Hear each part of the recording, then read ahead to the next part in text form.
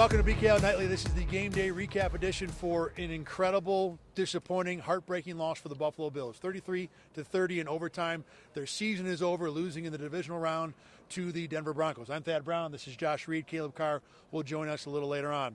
Josh, there's a whole lot of topics to talk about with this game, but the one that everybody's going to talk about for years and years is the three calls at the end of the game, the Brandon Cooks interception and the two pass interferences. Now that you've had a little time to digest it, wherever you want to go, what's your take from how that was officiated at the end? Well, before we start leading anybody to believe that we think that just because the calls went against the Bills, that's the reason they lost. Look, the Bills did enough damage to themselves. The 5 turnovers, you probably shouldn't win a game if you turn the ball over 5 times and lose the turnover margin by 4. But the 3 calls at the end of the game, I mean, they were borderline and could have gone either way. And they all went against the Bills. The couple of pass interference calls, one I thought was iffy, and the other one I thought probably was a good call. But the Brandon Cooks, was it a catch? Was it an interception? Was he down?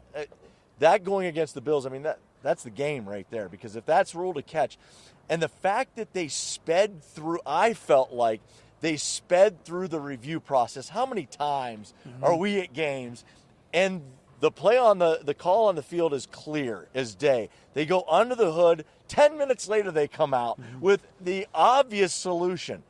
Why they didn't take a little bit longer, I'm glad Sean McDermott called the timeout to try to get them to pump the brakes, take a look at it.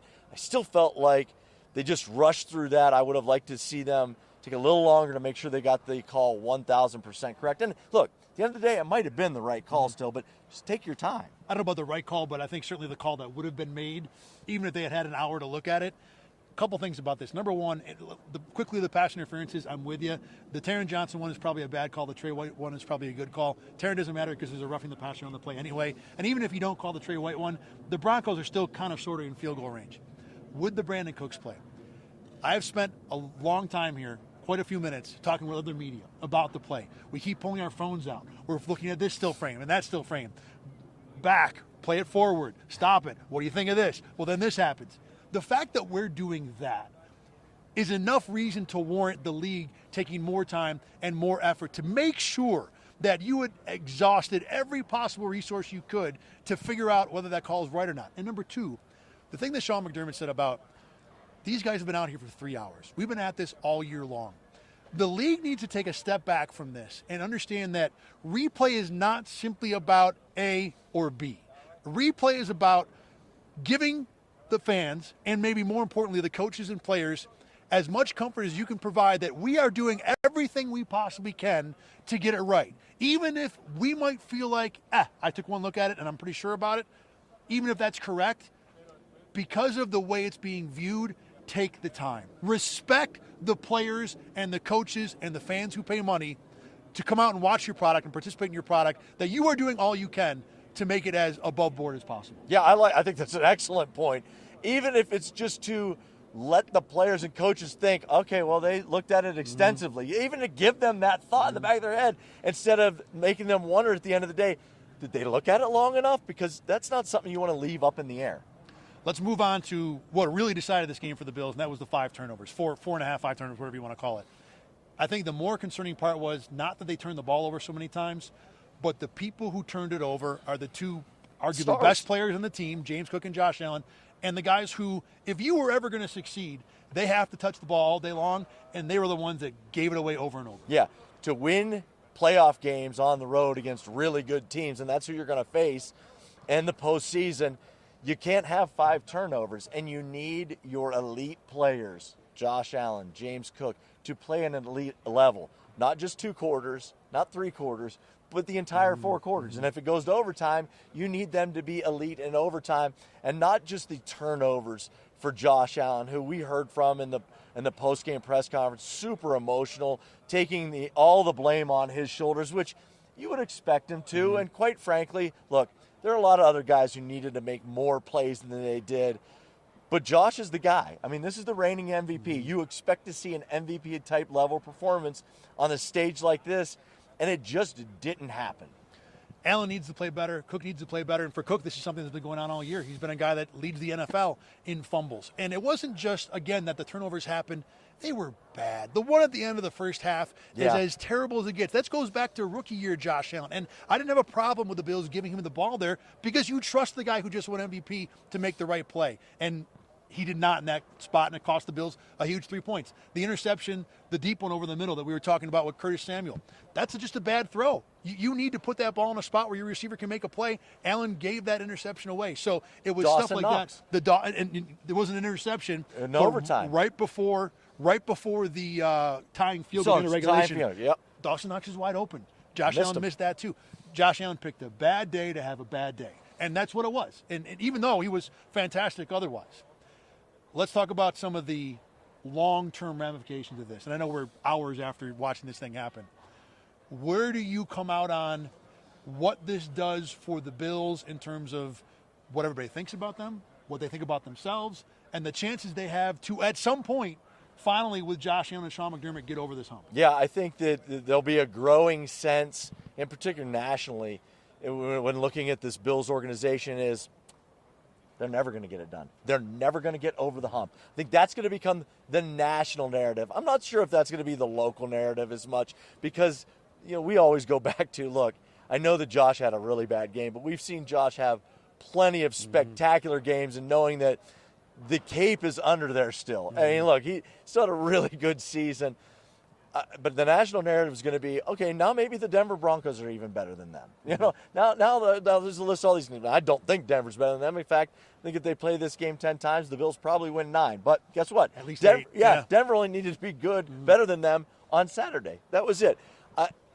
I think that they're going to have to address this wide receiver thing. They just have to. I know that's something that's been a narrative, the last several off seasons, but I mean, coming into this game, if I told you we're going to see a McCole Hardman touchdown and a Keon Coleman touchdown, I mean, are you kidding me? Of course, then again, on the other sideline, the Broncos had a big man touchdown catch. So we saw a little bit of everything in this one. Yeah, if you hit the touchdown parlay in this game, you are not working the rest of your life. Couple things for me. Number one, the Bills keep stacking up giant missed chances. And this is going to be a giant missed chance. Not because of what the national narrative was, that there was no Mahomes, no Burrow. They were the better team today. And they had a good chance to be the better team next week. I don't care who wins on Sunday between the Patriots and the Texans. This was an opportunity with a team that really had kind of played a game last week in Jacksonville. They had put 60 good minutes together on the road against a really good team, and they gave this away. And that's going to sting all year long. You're right about what they need to do. It's hard to digest the fact that we're pretty much sitting at the same areas the Bills need help in year after year. Receiver and pass rush, because that didn't hit it all today either. So it feels like we're spinning the same wheels. But to that point, there will be more chances. It feels like after 13 seconds and after this game, which might need a nickname, frankly, that the Bills will never get a chance. And then, like you said, the narrative will be they're never going to do it. They're going to have more chances. Oh, yeah. Josh Allen's that good. If Sean McDermott is still here, and I see no reason why he wouldn't be, he proved a lot in this game that he can get it done defensively as a head coach. This team will have more opportunities. But this one is going to sting as much as anyone they've had in their history with these two guys. All right, for Josh Reed, I'm Thad Brown. We're going to have more coming up after this, but right now let's go back to you.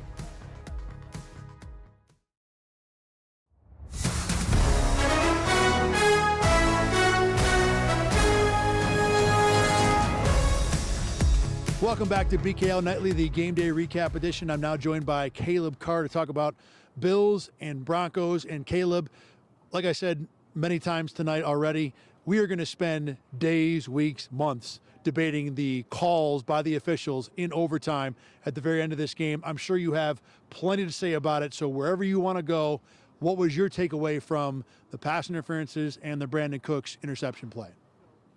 I'll start with the two pass interferences at the end because I think those are for me at least, the more simple ones. The first one, correct me if I'm wrong, Taron Johnson was the first one, and then the second one was Trey White. The Taron Johnson one, I think, is maybe the more iffy one. I don't know. But to me, the Trey White one was easy. I mean, as a the inner Bills fan in me, I mean, I'll be honest, I yelled at the TV. I yelled, "That's not a pass interference," when I saw the replay. And then I sat there for a second and I thought about it and I tried to use my newly acquired media brain, and I realized, no, that it's pass interference. And it was. I think they both were pass interferences. They both were good calls. I think that they are maybe the Taron Johnson one more than the Trey White one. They're ones that, one of those that you could see getting called, one of those you could see not getting called. We've seen those in the NFL before where it's like, I get why you called it, but I could also get why you didn't call it. But I think they were both. I think the officials were right to call both of them. When it comes to the Brandon Cooks play, that one I'm a little less confident in. I thought, and I saw lots of replays, I thought that he for sure had controlled the ball. And, shout out to Gene Sarator, the CBS kind of rule analyst that they bring in. He does a great job. And I kind of trust what he says a little bit more than what I think, if that makes sense. And he seemed to think that there was definitely not control. But I just can't get over the feeling that I felt like he did have control going down to the ground. And if he has control and he takes his 2 steps and then he goes down to the ground, that's a catch. That should be ruled a catch. But I could definitely see how there were some camera angles that felt like maybe the defender had a hand in there and the ball was still moving a little bit. Again, I think that's one of those that, that's a 50-50. It could have gone either way. Like if they would have ruled it a catch, I think it would have been good. And it's one of those that whatever you rule on the field, you kind of just have to go with because there's not enough. You go back and you just don't know. And we've seen that just with Buffalo. We've seen that a ton, especially these last few weeks. That's like, well, I could see how it could go that way. But since it was ruled on the field I don't think there's enough to overturn it to the other way. But to stay with that Brandon Cooks, I agree with everything that Sean McDermott said in the post game. He talked a little bit about how he didn't like how they handled it. Not that he disagreed with the call necessarily, although I do believe at the end he said he didn't think it was a catch. But he did say, he goes, either way, I don't like the way that they handled it.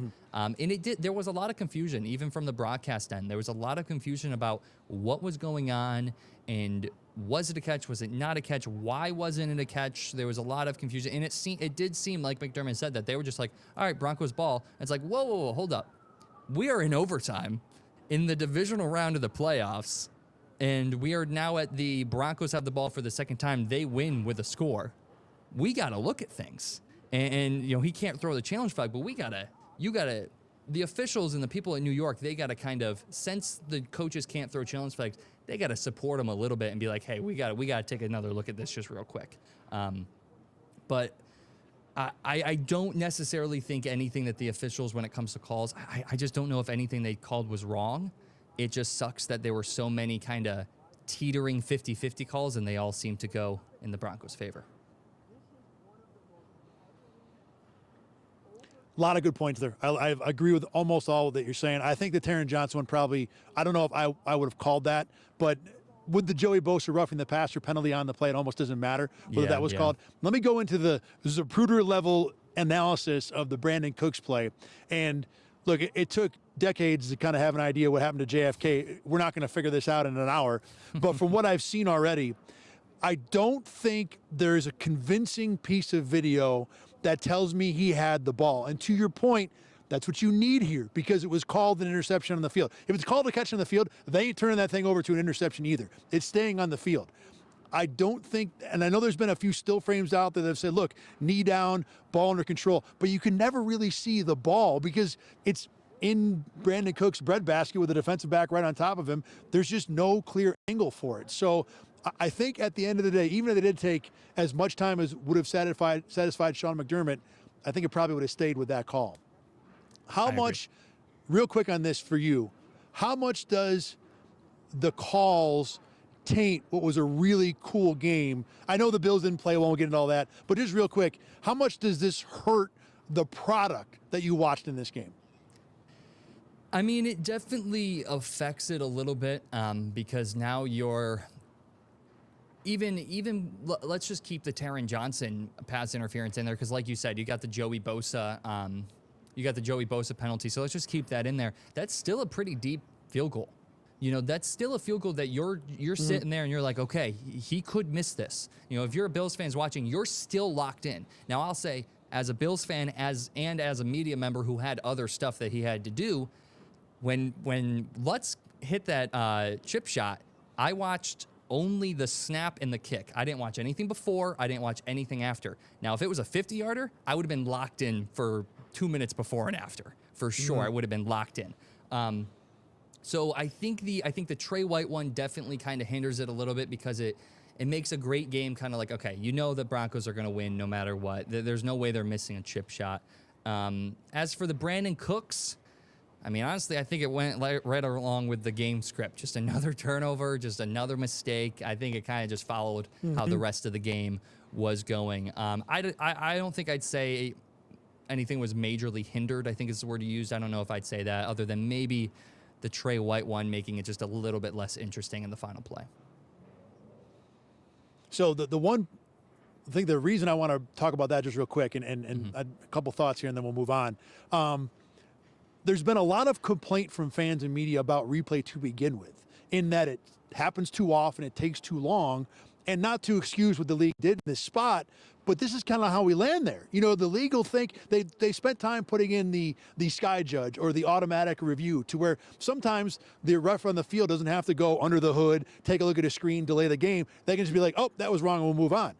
And while this one should have taken more time, the effort the league is making to make fans happy about how little replay is used probably contributes to this happening tonight. Again, doesn't excuse it, but just a thought I had coming out of this for sure. Any thoughts on that as well? You want to move on? I think I agree with you, but just quickly, as a fan myself and just like someone who enjoys watching the NFL, that makes sense week 7 in the regular season. You know, I like, okay, week 7, right. It's a 4:05 game. Let's just move it. You know, what do we got? The Raiders and the Giants. Let's just move. I don't need this. We don't need this. It's not going to affect anything. But in the divisional round game, in overtime, game on the line, I think you take the extra minute, and I think everybody is okay with you taking the extra minute. I think it's a great way to sum it up. All right, let's move on now. Turnovers were obviously the reason the Bills lost, not the officials. The officials were the thing at the end that kind of finished it. But when you have that many turnovers, as we talked about earlier in the show, the margin for error gets so small that you need those breaks. You need the calls to go your way, and they did not. James Cook had a good game otherwise. Josh Allen, to be honest, other than the turnovers, had some good moments too. I think we'll get to Cook in a minute. But with Allen, how disappointing a performance is this from your point of view? I'm going to put it up there as pretty disappointing. You know, I agree with what you said. Outside of the turnovers, he did have a good game. You know, 283 passing yards, 3 passing touchdowns. He picked up 66 yards on the ground. He had some big rushing plays.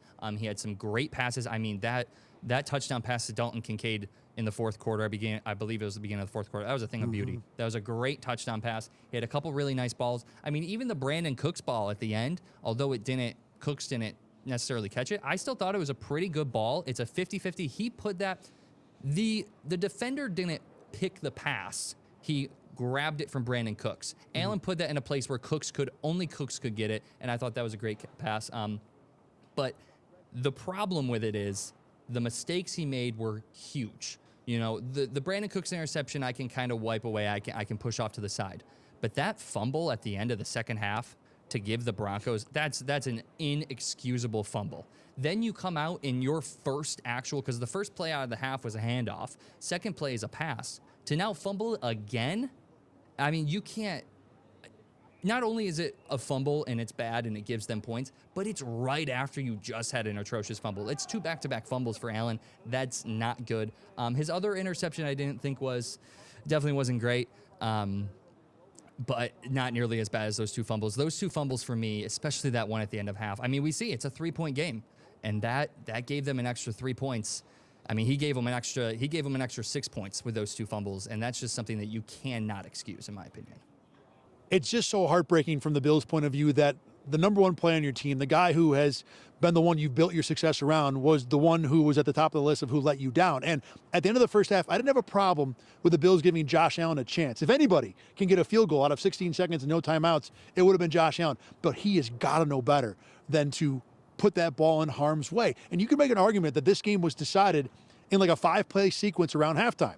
The touchdown they gave up to Bo Nix, the deep ball, that made it 17-10, the Josh Allen fumble, the field goal to make it 20-10, and then the other fumble coming out of half. And really, the defense did a good job keeping that to a 3 and not a 7. But there were too many instances where Allen did not even come close to living up to the billing as the best quarterback in the NFL, which is what I think he's at, considering where Pat Mahomes has played the last few years. And coming off the game that happened last week for the Bills, that game was won because Josh Allen was clean and Trevor Lawrence was not. This game was lost in large part because Bo Nix was clean and Josh Allen was not. Let's move to the run game real quick, unless you want to hit on Josh Allen anymore here. No, we're good. Let's go run. All right. Run game was good. I mean, bottom line. Now, look, James Cook had the fumble, and James Cook fumbling is something we're probably going to talk about all offseason because of how detrimental it was for the Bills this year. But in this game, boy, Caleb, that run game was back to where we've seen it be all year. Oh, he had some great runs. I mean, he broke out for 20-plus a couple times. It felt like every time he touched the ball, he was picking up at least a first down. Maybe it was getting close, or at least giving him a second and short. Like, he was finding holes. He was doing really, really good.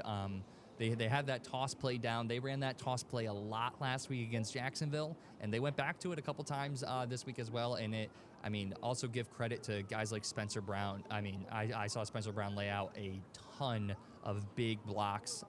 I thought the offensive line did a great job protecting or giving Cook some running lanes, and then he just hit them like he's done all year. He even made a couple plays in the passing game. He had a couple big catches for big yards. I thought he did good. Allen broke outside the pocket a couple times. They had a couple designed runs for him that he picked up a couple, and then obviously the tush push. I mean, we saw it just work a ton last week, and it continued.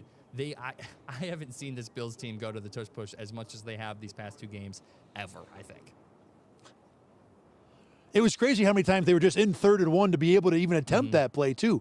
Other guys I want to spotlight quick from the positive point of view. Dalton Kincaid had a great second half. Invisible in the first half, but really good in the second half. Deion Walker, impactful plays. The interception was amazing. And I thought Joe Brady had a really good game, too. The hook and ladder, he's hit that 3 times now. How about this, Caleb? Here's a crazy stat.